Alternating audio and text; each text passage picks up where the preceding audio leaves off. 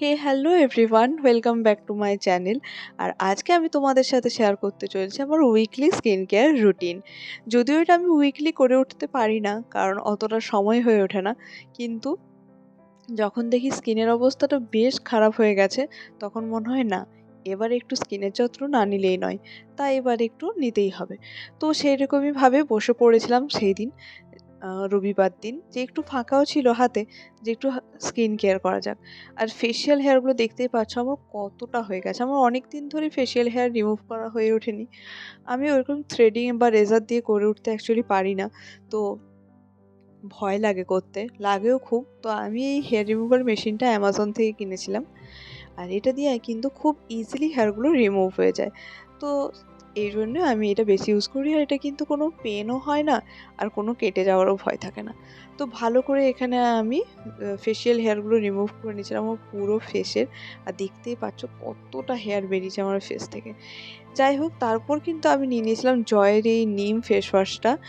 আর আমার যেহেতু স্কিনে একটু অ্যাকনে চলছে, ব্রেকআউট হয়েছে, তো এখন এই নিম এই ফেস ওয়াশগুলো কিন্তু বেশি ভালো কাজে দিচ্ছে। আর এই ফেস ওয়াশটা আমি ভালো করে আমার স্কিনে ১ মিনিটের জন্য ম্যাসাজ করে নিয়েছিলাম। তারপর আমি জাস্ট ফেসটাকে ওয়াশ করে নিয়েছিলাম নরমালি। আর যেহেতু আমি হেয়ারগুলো রিমুভ করার পর করেছি ফেস ওয়াশটা, তাই দেখতেই পাচ্ছ স্কিনটাতে কতটা গ্লো এসেছে আগের থেকে। আর তারপরে আমি একটা ডিট্যান স্ক্রাব ইউজ করে নিয়েছি, এটা ডক্টর হার্শিসের। এটা সম্বন্ধে আমি অনেকবার বলেছি, কিন্তু যতই বলি ততই কম। এতটা ভালো কাজ করে এটা। এটা কিন্তু ট্যান খুব ভালোভাবে রিমুভ করে দেয়। আর তার জন্য এটা আমার খুব ভালো লাগে। তার সাথে সাথে ব্ল্যাক হেড হোয়াইট হেডসও অনেকটা কমায় এবং স্কিনটাকে প্রচণ্ড ভালোভাবে কিন্তু ক্লিন করে দেয়। তো এটা আমি অনেক দিন ধরে ইউজ করছি আর আমার কিন্তু বেশ ভালো লাগছে। তো ওই জন্যে ওরকমভাবে পুরো ফেসে ভালো করে ২-৩ মিনিট ধরে মাসাজ করে নিয়েছিলাম। তারপর আমি একটা টওয়েলকে ভিজিয়ে আর সেটা দিয়ে মুছে নিয়েছিলাম। আমি যদিও ভিডিও বানাচ্ছিলাম বলে বারবার ওঠা সম্ভব হচ্ছিল না, তাই এরকমভাবে করেছি। তোমরা চাইলে অবশ্যই জল দিয়ে ভালো করে ধুয়ে পরিষ্কার করে নিতে পারো। তারপর একটা ফেস প্যাক না লাগানোই নয়। এখানে বায়োটিকের যে 100% ন্যাচারাল একটা ফেস প্যাক, আমার নামটা ঠিক আমি ভুলে যাচ্ছি। বাট আমি এটার সম্বন্ধে ডিটেইলসে রিভিউ শেয়ার করছি। তো তোমরা চাইলে যেয়ে দেখতে পারো অবশ্যই। তো সেটাই গোটা ফেসে ভালো করে এপ্লাই করে নিচ্ছি। আর এটাকেও আমি কিন্তু ১০ থেকে ১৫ মিনিটের জন্য স্কিনে এপ্লাই করে ছেড়ে দেব। তার সাথে কিন্তু গলাটা ভুলবো না, সেটাতেও কিন্তু এপ্লাই করব।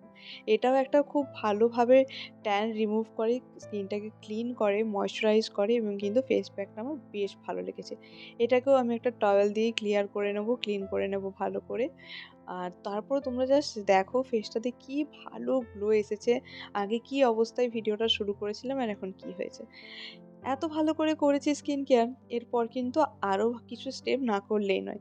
তার জন্য আমি একটু টি ট্রি টোনার এখানে নিচ্ছি বায়োটিকেরই। আর এটা আমি স্কিনে এভাবে হাতের সাহায্যে ড্যাব ড্যাব করে লাগিয়ে নেব। আমি কটন ইউজ করি না, ওতে মনে হয় বেশি প্রোডাক্ট ওয়েস্ট হয়। তারপর আমি এখানে একটা সিরাম নিচ্ছি, এটা নিয়াসিনামাইড সিরাম। সিরাম কিন্তু আমার রোজ ইউজ করা সম্ভব হয়ে ওঠে না, কিন্তু যেদিন একটু বেশি স্কিন কেয়ার করি, যত্ন নিই নিজের, সেদিন কিন্তু এটা ইউজ করতে ভুলি না। তারপরে এই ডক্টর হার্শিসেরই যে রোজ ময়েশ্চারাইজারটা, ওটা নিয়েই ভালো করে স্কিনে অ্যাপ্লাই করে নিচ্ছিলাম। আর তারপরে আমি এটা ভালো করে স্কিনে মাসাজ করে দিয়েছিলাম। তোমরা জাস্ট দেখো যে কি পরিমাণে স্কিনটাতে গ্লো এসেছে, কতটা ফ্রেশ লাগছে আমাকে দেখতে। আর চুলটা আসলে সেই দিনই শ্যাম্পু করেছিলাম, তাই চুলটা এরকম পাখির বাসার মতো হয়ে আছে। অ্যাকচুয়ালি আমি যেদিন শ্যাম্পু করি সেদিন আমার চুলটা এরকমই কিছুটা হয়ে যায়। বাট কিছু করার নেই। ওর সাথেই ভিডিওটা শ্যুট করলাম। তোমরা জানিও তোমাদের কেমন লেগেছে আজকের এই ভিডিওটা। ছোট্ট একটা ভিডিও। আমার কিন্তু বেশ ভালো লেগেছে। আর এরকমভাবে তোমরাও তোমাদের যত্ন নাও, স্কিনের যত্ন নাও, নিজেকে ভালোবাসো, দেখবে আরও ভালো লাগবে। Thanks for watching. বাই।